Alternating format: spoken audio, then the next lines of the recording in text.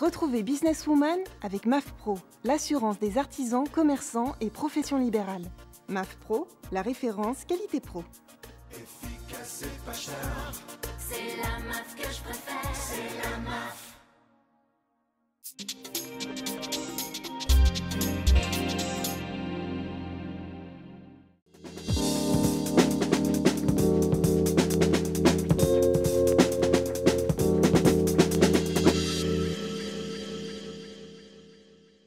Bonjour à toutes et à tous, merci de nous retrouver sur le plateau de Businesswoman.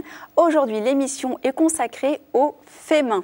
Les faits main, c'est créer des produits uniques à des prix mini pour des clients de plus en plus en quête d'authenticité. Bref, un marché pas si discret depuis l'arrivée du statut auto-entrepreneur, permettant à tout et chacun de monter sa petite entreprise en quelques clics. Je vous propose de découvrir une entrepreneure, une artiste de talent, et pour cause, elle a fait de son savoir-faire un univers qu'elle propose au travers de ses créations.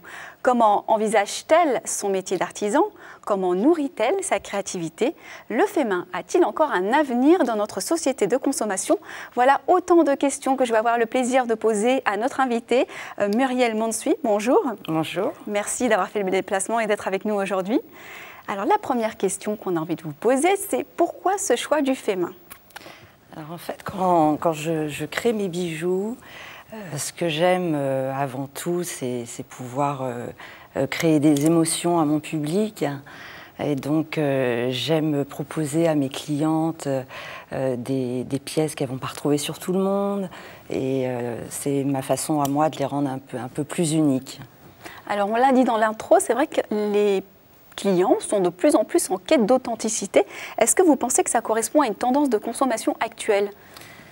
J'ai l'impression que la crise a fait émerger un nouveau mode de consommation plus proche de l'humain, un peu comme un rejet de la surconsommation standardisée. C'est peut-être pas assez encore, mais c'est déjà un début. Et j'ai souvent des retours de mes clientes qui me disent « ça fait du bien de porter vos créations ». C'est le côté unique qu'on va rechercher, c'est le côté unique et le côté aussi humain, de pouvoir dialoguer avec le créateur, de pouvoir échanger, éventuellement adapter un bijou à la personne. Alors on parle de côté unique, mais est-ce que vos pièces sont uniques? C'est-à-dire que si on veut une bague, un bracelet, est-ce qu'on est sûr de ne pas le retrouver chez quelqu'un d'autre? Alors certaines pièces sont des pièces uniques. D'autres sont développées en petites séries, mais néanmoins, chaque bijou est travaillé de manière individuelle. Déjà pour garder la patte artisanale.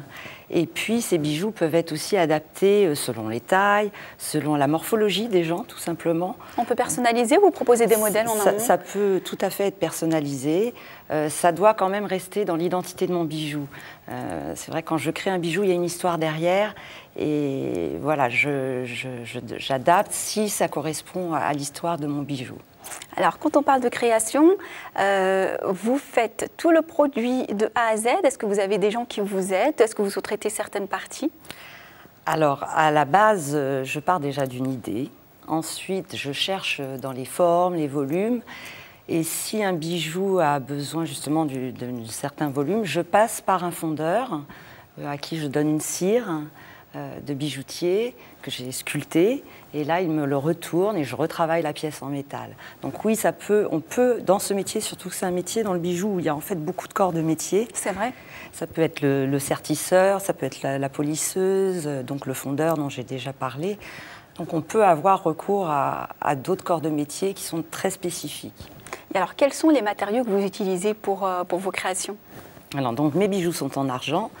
Mais si l'histoire du bijou, là encore, le nécessite, je peux y ajouter soit du bois, soit de la plume, des perles de culture, des pierres fines, ce qu'on appelait avant les pierres semi-précieuses. Et en fait, dès l'instant que ça renforce l'identité du bijou, ça a un intérêt. Est-ce qu'il y a des matériaux plus compliqués à travailler que d'autres? Quand on a l'expérience, tout est facile. Si ça devient trop compliqué, j'abandonne l'affaire. Alors, est-ce qu'on peut parler du petit bijou justement que vous avez à côté de vous? Est-ce que vous pouvez nous en parler? Alors là, c'est ma pièce maîtresse, dont je suis vraiment très fière. Il s'agit de Madame est servie. Oui. Il s'agit d'un écrin qui contient 2 bijoux dont un cachet. Donc je vous le présente. Oui, bien sûr. La bague se dépose sur l'écrin. C'est la bague effeuillage. Je vous la montre un peu plus près. Une ligne vraiment très épurée. Et sous l'écrin se cache le pendentif, dans la même ligne, en effeuillage.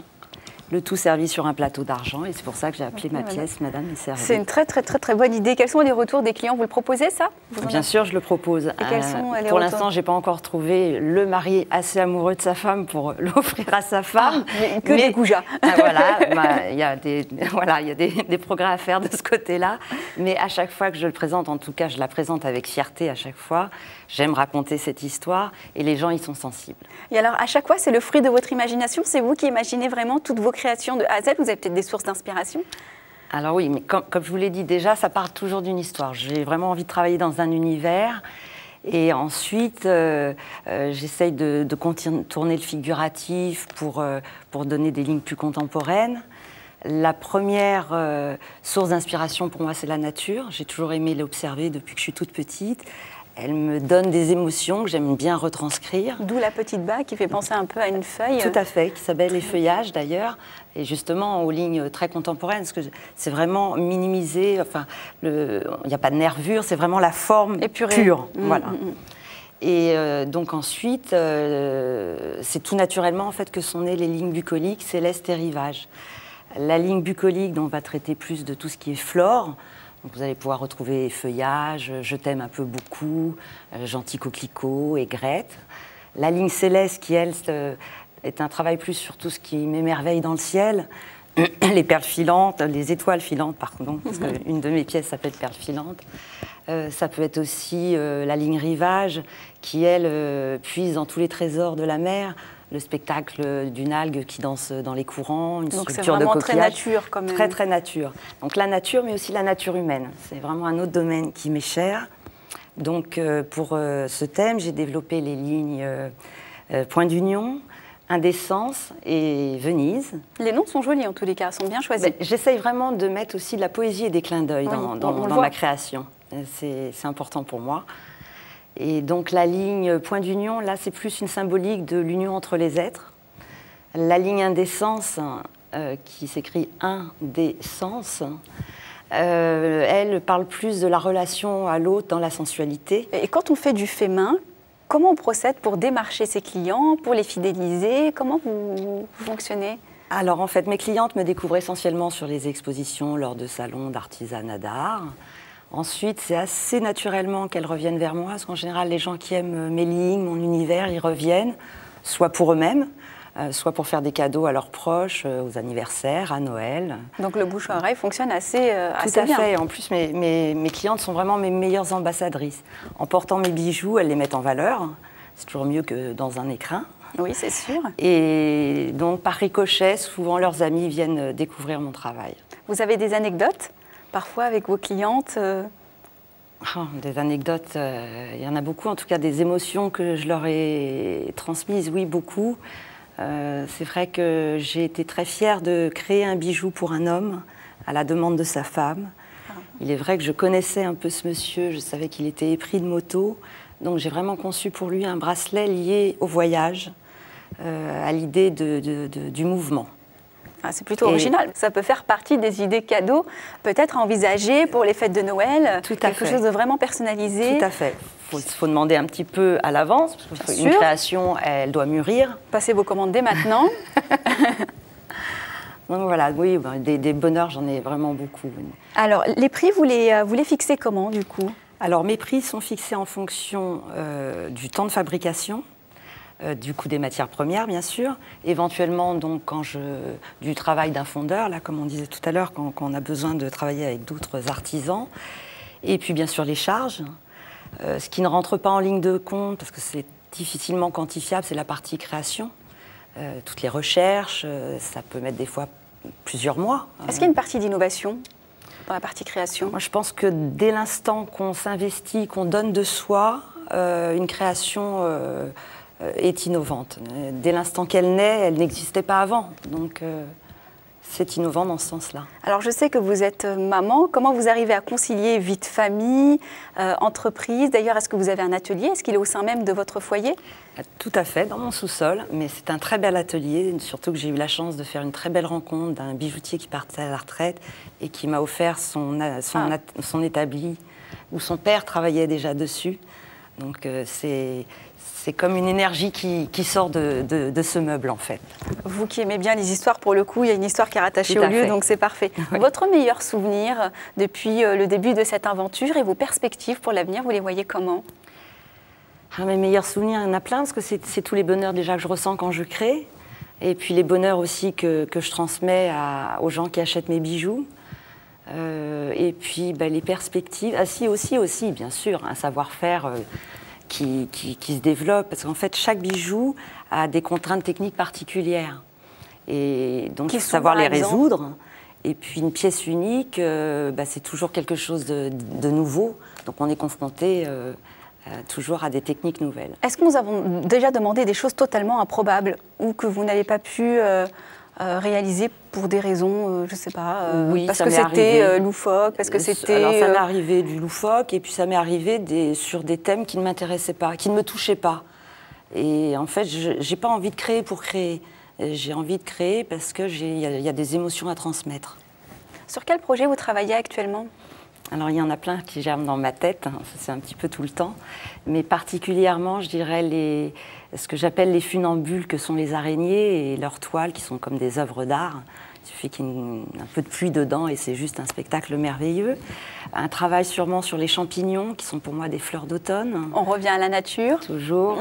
Et puis très certainement une ligne dédiée aux hommes qui devrait s'appeler Homme Sweet Home. C'est très rare, donc des bijoux pour les hommes, enfin c'est... Je trouve que j'aime beaucoup les hommes et je trouve qu'ils ont souvent des très très belles mains et je trouve ça dommage qu'il n'y ait pas de bijoux dessus. Quel conseil vous pourriez donner à des femmes qui veulent justement se lancer dans le fait main, qui ont peut-être des appréhensions, qui... Oser, sachant que plus on crée, mieux on crée. Donc il faut aussi, sur des métiers spécifiques, se former. Parce que, par exemple, la bijouterie, c'est un métier qui s'apprend, vraiment.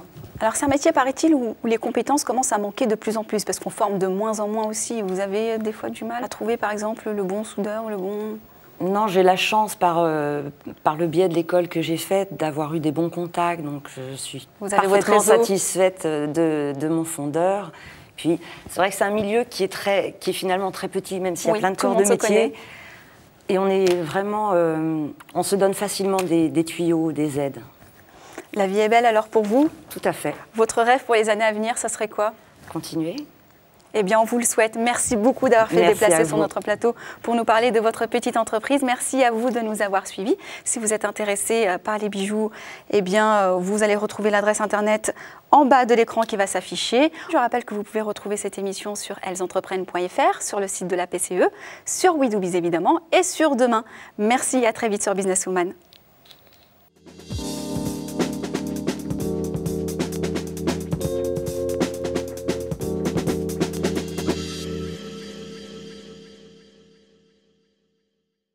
Businesswoman vous a été présenté par MAF Pro, l'assurance des professionnels depuis plus de 60 ans.